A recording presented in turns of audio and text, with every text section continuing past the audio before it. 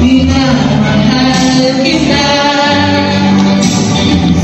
sinasadya. Dahil sa awiting ito, wifey, mas lalong na in love kay hubby. Ang lamig ng boses kasi ng ating kalingap Edu. At guys, mga kalingap, EDSI travel na. Keep safe!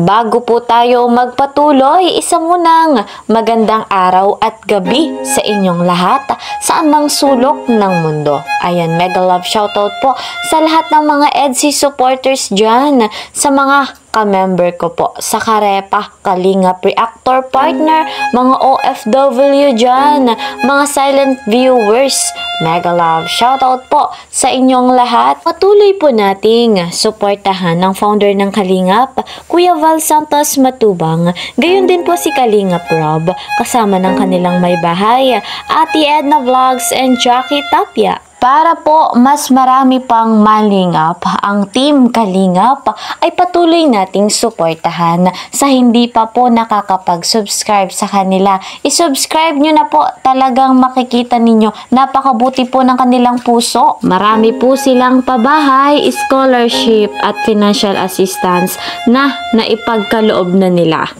Ako naman po si Kalingap Kel ay patuloy na naglalambing sa bago po sa aking munting channel.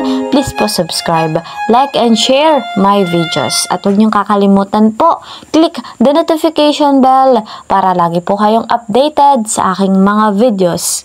Mga kalingap, dito na tayo sa ating topic. Wifey, mas lalong na in love kay hubby dahil sa isang awitin. Ang lamig talaga ng boses ng ating Papa Eds.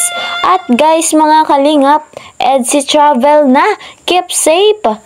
Sino ba naman ang hindi mai-in love sa awitin ni Papa Eds na hinandog niya para kay wifey? Pero bago natin tuloy ang pag-usapan, guys, mga kalingap, travel na nga po ng EDSI at ng ibang mga kalingap papuntang Hong Kong. Batid nga po natin, mga kalingap, na kanselado yung ribbon cutting ngayong linggo dahil nga po inuna muna yung travel sa Hong Kong.